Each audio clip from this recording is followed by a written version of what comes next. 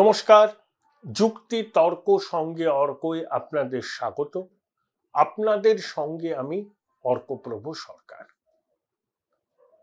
বিরোধী দলনেতা শুভেন্দু অধিকারী দিল্লিতে গিয়েছিলেন, অমিত শাহ জেপি নাড্ডার সঙ্গে দেখা করেছিলেন। অনেকে বলছেন শুভেন্দুকে তলব করেছিলেন অমিত শাহ, কারণ শুভেন্দু 2-3 দিন আগে বিধানসভার বাইরে দাঁড়িয়ে বলেছিলেন যে আমাদের মানসিক প্রস্তুতি নিতে হবে, বাংলাদেশ থেকে 1 কোটি হিন্দু শরণার্থী হিসাবে এই দেশে আসবেন। এটাও বলেছিলেন যে সিএএ করা হয়েছে এই জন্যই যাতে ধর্মীয় কারণে নিপীড়নের শিকার সংখ্যালঘুরা ভারতে নাগরিকত্ব পায়। তো শুভেন্দুর এই কথায় রাজ্যের শাসক দল মোটেই খুশি হননি। তারা বোধহয় নালিশ করেছিলেন কেন্দ্রীয় বিজেপি সরকারের হোমরা চোমরাদের কাছে যে শুভেন্দুর এই কথায় নাকি ভারত বাংলাদেশ সম্পর্ক বিষিয়ে যেতে পারে, উত্তেজনা বাড়বে। তাই তারা বলছেন শুভেন্দুকে নাকি অমিত শাহ ধমক দিয়েছেন। শুভেন্দুর দাবি তিনি নিজে সময় চেয়েছিলেন অমিত শাহের কাছে, কারণ অমিত শাহকে তিনি তার রাজনৈতিক অভিভাবক বলে মনে করেন। এবং শুভেন্দু বলেছেন তিনি যে মন্তব্যটা করেছেন সেটা তার অভিজ্ঞতার ভিত্তিতে। তার মা তার দাদুর হাত ধরে কার্যত এক বস্ত্রে বাংলাদেশ ছাড়তে বাধ্য হয়েছিলেন। তাদের প্রচুর জমি জমা ছিল, সব ছেড়ে ছুড়ে দিয়ে এক বস্ত্রে পৈতৃক প্রাণটুকু রক্ষা করার জন্য তারা নিজেদের ভিটে মাটি ছেড়েছিলেন। নিজেদের অভিজ্ঞতা আছে শুভেন্দুর, সেই নিরিখেই তিনি বলেছিলেন। এখন প্রশ্ন হচ্ছে যে বাংলাদেশে হিন্দুরা আক্রান্ত হচ্ছে, হিন্দুদের উপাসনা স্থল আক্রমণ করা হচ্ছে, এই খবর সর্বত্র প্রচারিত হচ্ছে। এবং কি বাংলাদেশের আনন্দবাজার বলে যা খ্যাত প্রথম আলো, সেখানেও নানা রকম প্রতিবেদনে এই সত্যটা বেরিয়ে আসছে। আমরা ছবি দেখেছি যে বাংলাদেশের ইসকন রামকৃষ্ণ মিশনকে পাহারা দিচ্ছেন, যদিও সেখানকার মুসলমান ভাইয়েরাই পাহারা দিচ্ছেন। একজনকে দেখলাম মাইকে আপিল করছেন যে আমরা নতুন বাংলাদেশ করতে চাই, এখানে সবাই স্বাধীনভাবে ধর্মাচরণ করতে পারবে এবং সংখ্যালঘুদের জীবন সম্পত্তি রক্ষা করার দায়িত্ব আমাদের। এই ধরনের বক্তব্য স্বাগত। ছাত্রছাত্রীরাও বলছেন যে আমরা নতুন বাংলাদেশ করতে চাই, যেখানে ধর্মাচরণের স্বাধীনতা থাকবে, সংখ্যালঘুদের জীবন সম্পত্তি ধর্মাচরণের স্বাধীনতা থাকবে। কিন্তু বাংলাদেশের মৌলবাদীদের বাড়ন্ত আমরা দেখেছি ছবি। আমরা আফগানিস্তানের তালিবান শাসনের নমুনা হিসাবে যে ধরনের ছবি দেখেছি আগে, সেই রকম কিছু ছবি বাংলাদেশের মাটি থেকে উঠে এসছে। তাই আমাদের আশঙ্কা বাড়ছে। দীপ হালদার, যিনি জার্নালিস্ট, তিনি বাংলাদেশ বহুবার গেছেন, নির্বাচন কভার করেছেন, তার একটা সাক্ষাৎকার দেখছিলাম প্রিন্টে শেখর গুপ্তার সঙ্গে। সেখানে তিনি বলছেন যে প্রতিদিন স্বাভাবিক সময়ে 550 থেকে 600 হিন্দু বাংলাদেশ থেকে ভারতে আসতে চায়, আর পরিস্থিতির ঘোরালো হলে সেই সংখ্যা বাড়বে। সীমান্তে বিএসএফ এর পাহারা বেড়েছে, কিন্তু ধর্মীয় কারণে আত্মরক্ষার স্বার্থে, সম্ভ্রম রক্ষার স্বার্থে বাংলাদেশ থেকে ধর্মীয় সংখ্যালঘুরা, হিন্দু, খ্রিস্টান, বৌদ্ধরা যদি ভারতে আশ্রয় চায়, ভারত কিন্তু মুখ ফেরাতে পারবে না। ইতিমধ্যে সংসদে বিদেশমন্ত্রী জয়শঙ্কর জানিয়ে দিয়েছেন বাংলাদেশের সংখ্যালঘুদের জীবন সম্পত্তি সম্ভ্রম রক্ষা করতে ভারত সরকার বদ্ধপরিকর।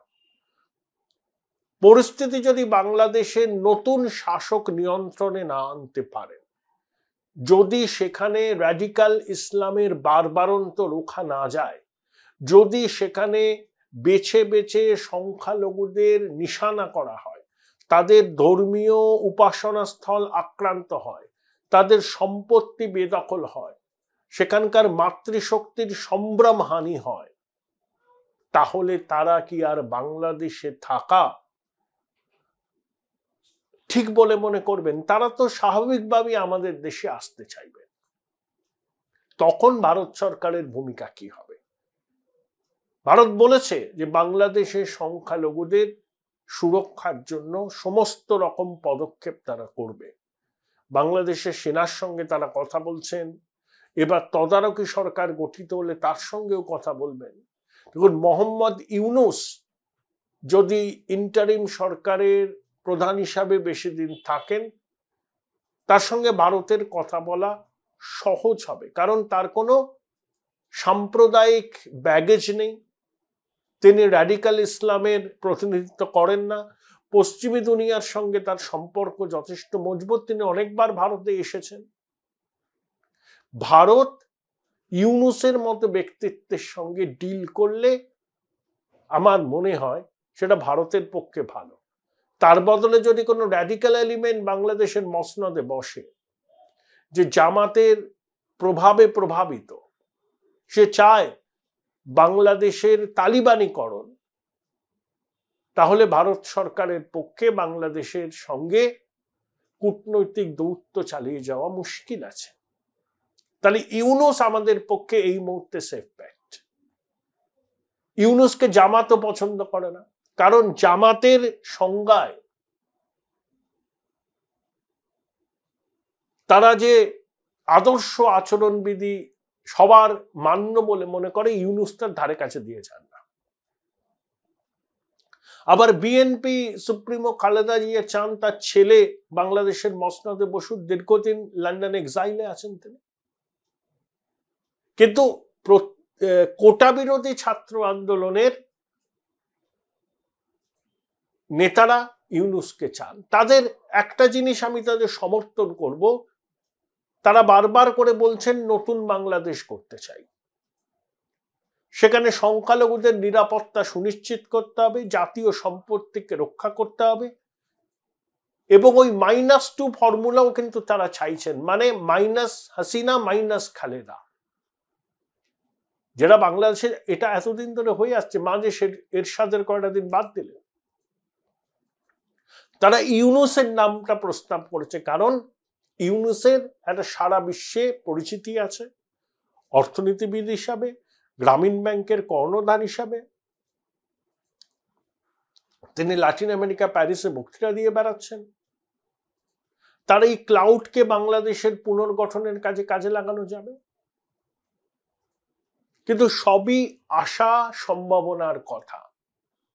বাংলাদেশে র্যাডিক্যাল এলিমেন্টরা সক্রিয়, সেনাবাহিনীর মধ্যে তাদের অনুপ্রবেশ ঘটে গেছে, এটা বোঝা যাচ্ছে। সেনাবাহিনী হাত গুটিয়ে বসে আছে। বাংলাদেশে যত র্যাডিক্যালাইজেশন বাড়বে, যত তালিবানীকরণের দিকে বাংলাদেশ ঝুঁকবে, তত কিন্তু আমাদের দেশে মেরুকরণের আবহ জোরদার হবে, এবং তার সবচেয়ে অভিঘাত পড়বে এই বাংলাদেশে। কারণ এ রাজ্যের প্রধান বিরোধী দল বিজেপি তখন বলবে যে বাংলাদেশে হিন্দুরা আক্রান্ত, আবার তারা দেশ ছাড়ার মুখে এসে দাঁড়িয়েছেন, তাদেরকে ভারতে এনে নাগরিকত্ব দেয়া হোক, আশ্রয় দেয়া হোক। এবং তারা এখনো বলেন, তখনও বলবেন যে তৃণমূল সরকার সংখ্যালঘুদের তোষণ করে। একেই একটা চার্জ অ্যাটমসফিয়ারের মধ্যে আমরা আছি, এখানে প্রতিদ্বন্দ্বিতামূলক সাম্প্রদায়িকতার বাতাবরণ আছে, এটা অস্বীকার করা মূর্খামি হয়। যখন নির্বাচনের আগে হুমায়ুন কবিরের মতো এরা চারানার নেতা বলেন যে মুর্শিদাবাদে হিন্দুরা সংখ্যালঘিষ্ঠ হওয়ায় তাদের ভাগীরথীর জলে ফেলে দেওয়া হবে, তখন রাজ্যের শাসক দল প্রতিবাদ করে না, চুপ করে থাকে, কোনো ব্যবস্থা নেওয়া হয় না। যখন ওই চোপড়ার হামিদুর বলেন যে ইসলামিক দেশে নাকি ওই ধরনের বিচারই হয়, জেসিবির পরোক্ষ সমর্থন, তখন একটা শোকজের চিঠি পাঠিয়ে তৃণমূল দায় এড়িয়ে যায়। এই ঘটনাগুলো কিন্তু হিন্দু মননেও প্রভাব ফেলে। আজ যদি আমরা দেখি পড়োশী বাংলাদেশে সনাতনীরা আক্রান্ত, মাতৃশক্তির সম্মান ভুলুণ্ঠিত, সম্পত্তি অগ্নিদগ্ধ, কোন রকমে পৈতৃক প্রাণটা হাতে নিয়ে তারা এক বস্ত্রে এখানে চলে আসছেন, তখন আমরা কি করব? তখন কি আমরা এই সনাতনীদের পাশে দাঁড়াবো না? আমি দেখলাম কোথায় একটি হিন্দু ছেলে আওয়ামী লীগ করে, সে বাড়ির কাছে একটা জঙ্গলে লুকিয়েছিল, তারপরে পাসপোর্ট নিয়ে এক বস্ত্রে সে ভারতে এসেছে, বন্ধু বাড়িতে থাকবে। এই ছবিগুলো তো ঘুরছে সোশ্যাল মিডিয়ায়, নানা রকম খবরের কাগজের রিপোর্টে। সবাই এক বাক্যে বলছে ওখানে হিন্দুরা আক্রান্ত হচ্ছে, মানে ধর্মীয় সংখ্যালঘুরা। Join Indian Institute of Hotel Management now. Right choice, right decision. অনেকে এখানে আসতে চাইছেন। তাহলে এই আবহে মেরুকরণ তীব্র হবে। ইতিমধ্যেই আমি বলছি পশ্চিমবঙ্গে মেরুকরণের আবহ আছে, সেটাই আরো নতুন করে ঘি ঢালবে বাংলাদেশের এই ঘটনা। বিজেপি অবশ্যই চাইবে মেরুকরণের ফায়দা নিতে। দেখুন, হুমায়ুন কবিরের বিরুদ্ধে শাসক দলের ব্যবস্থা নেওয়া উচিত ছিল, হামিদুরের বিরুদ্ধেও ব্যবস্থা নেওয়া উচিত ছিল।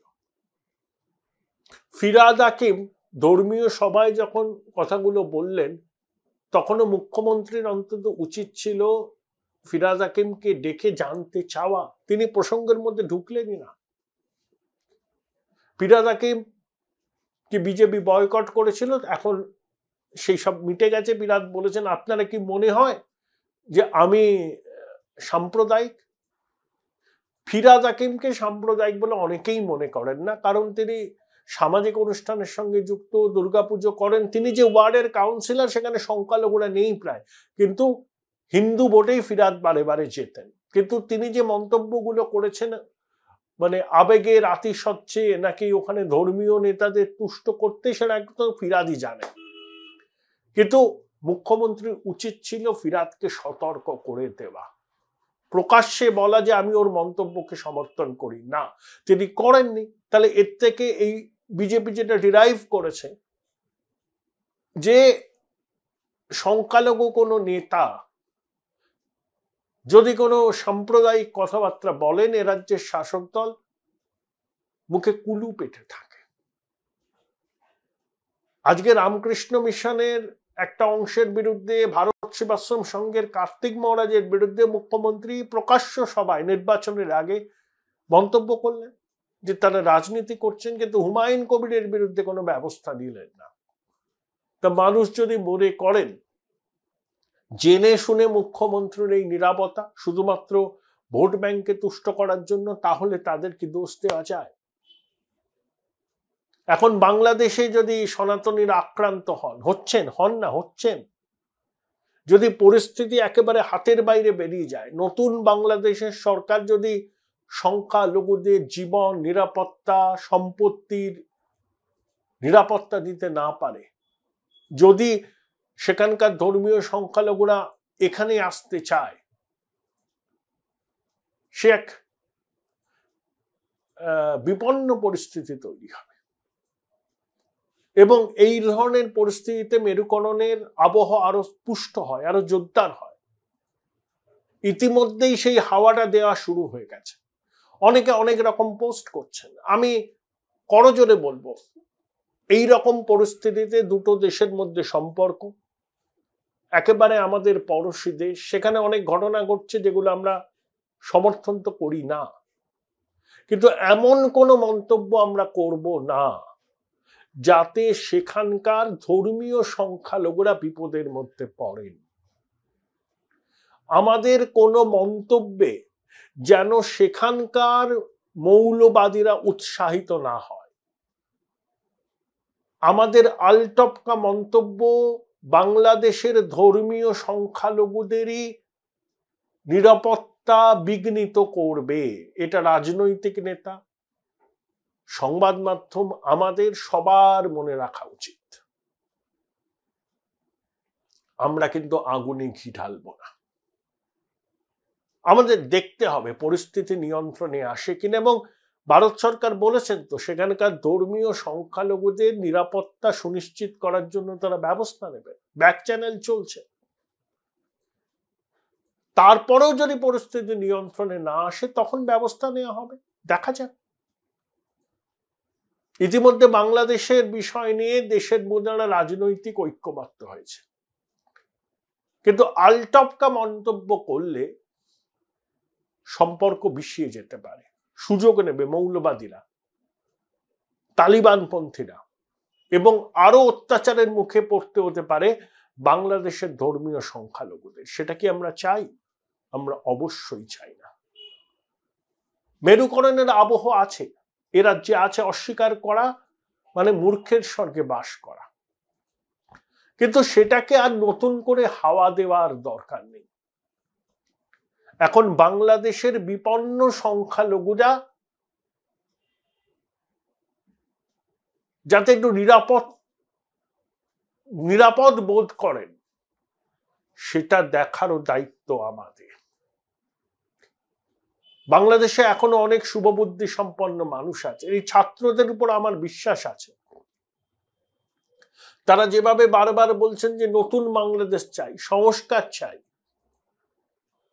বিএনপি আর আওয়ামী লীগ একই মুদ্রার ওপিট ওপিট, তারা মোহাম্মদ ইউনূসকে চেয়েছেন, একটা পজিটিভ বার্তা তারা দিন। এই আন্দোলনের মধ্যে অনেক বামপন্থী চিন্তাধারার মানুষ আছেন, ছেলেরা আছেন, মূলত তো ছাত্রদের আন্দোলন, তারপরে হুলিগ্যান্সরা ঢুকেছে, সুযোগ নিয়েছে হুলিগ্যান্সরা, বিদেশি শক্তির মদত আছে, টাকা পয়সা ছড়ানো হয়েছে। জয়শঙ্কর কিন্তু সর্বদলীয় বৈঠকে তার ইঙ্গিত দিয়েছেন, কিন্তু খোলসা করেননি। এগুলো ক্রমশ প্রকাশ্য। এখন ছাত্রদের দাবির কাছে ইউনূসকে মাথায় রেখে অন্তর্বর্তী সরকার গঠিত হয়েছে, কিন্তু জামাত এবং বিএনপি তাতে রাজি নয়, সেনাবাহিনী নিমরাজি। পরিস্থিতির নাটকীয় পরিবর্তন হতে পারে। জামাত বিএনপি হাত মিলিয়ে বাংলাদেশে নতুন অস্থিরতা সৃষ্টি করতে পারে। পাকিস্তান, আমেরিকা সেন্ট মার্টিন দ্বীপে একটা নৌঘাটি করতে চেয়েছিল, হাসিনা রাজি হননি। হাসিনা আমেরিকা যৌথ মহড়া, প্রাকৃতিক বিপর্যয় হলে আমেরিকান সেনা সহায়তা করবে, বাংলাদেশে ঘাঁটি গাড়বে, এটা চেয়েছিলেন, হাসিনা রাজি হন। হাসিনার প্রতি আমেরিকার সেটাই রাগের কারণ। চীন হাসিনাকে অপছন্দ করতে শুরু করলো যখন ওই তিস্তা প্রকল্প থেকে শুরু করে আরো অনেক প্রকল্পে ভারত সরাসরি যোগ দিল। যদিও হাসিনা ভারত এবং চীনের সঙ্গে একটু ব্যালেন্স করে চলতেন, কিন্তু আমেরিকা ভিসা বাতিল করলো, কারণ বাংলাদেশের মাটিতে আমেরিকার নৌঘাটি পাকাপাকি ভাবে থাকুক হাসিনা চাননি। সেখান থেকে তো বিরোধের কারণ, সেন্ট মার্টিনস দ্বীপ বলছে। তাহলে বাংলাদেশের অশান্তির পেছনে বৈদেশিক মদত আছে, চীন, পাকিস্তান এবং অবশ্যই আমেরিকা। আমেরিকার স্বার্থ ভিন্ন, কারণ সেন্ট মার্টিন দ্বীপে যদি নৌবহর ফেলা যায় তাহলে চীনের প্রভাব খর্ব করা যেতে পারে। তাহলে বাংলাদেশের মাটি ইন্টারন্যাশনাল ইন্ট্রিগের একেবারে কি বলবো একটা ল্যাবরেটরি হিসাবে আত্মপ্রকাশ করেছে। যখন অস্থিরতা হয় তখন র্যাডিক্যাল এলিমেন্ট সুযোগ পায়, তারা টেক ওভার করতে চায়। সেনাবাহিনীর অনেকটা র্যাডিক্যালাইজড। একমাত্র আশা এই ছাত্ররা, তারা অনেকদিন ধরে এই -2 ফর্মুলার কথা বলছেন। সেই জন্য ইউনূস আপাতত হয়েছেন অন্তর্বর্তী সরকারের প্রধান। তারা বলছেন যে বাংলাদেশে কার কি ধর্ম দেখার দরকার নেই, প্রত্যেক বাংলাদেশের নাগরিকের অধিকার আছে এই দেশে থাকার, কাজ করার, জীবন ধারণ করার, ধর্মাচরণ করার স্বাধীনতা, এবং মুসলিম এবং সংখ্যালঘুদের জীবন, নিরাপত্তা, সম্পদের রক্ষার দায়িত্ব সেখানকার সংখ্যাগরিষ্ঠ মুসলমানদের নিতে হবে। এই কথাও কিন্তু আমরা বাংলাদেশের মধ্যে থেকে পাচ্ছি, এটাই আশাবাদ। কিন্তু র্যাডিক্যাল এলিমেন্টরা মাথা চাড়া দিয়েছে। এই আবহে পড়োশী দেশে, বিশেষ করে পশ্চিমবঙ্গে আমাদের সতর্ক থাকতে হবে। আমরা এমন কোনো উস্কানিমূলক মন্তব্য করব না যাতে বাংলাদেশে এবং এখানকার সাম্প্রদায়িক শক্তি উৎসাহিত হয়, তাহলে কিন্তু বাংলাদেশের ধর্মীয় সংখ্যালঘুদের বিপদ বাড়বে। এই কথাটা যেন আমরা সব সময় মনে রাখি।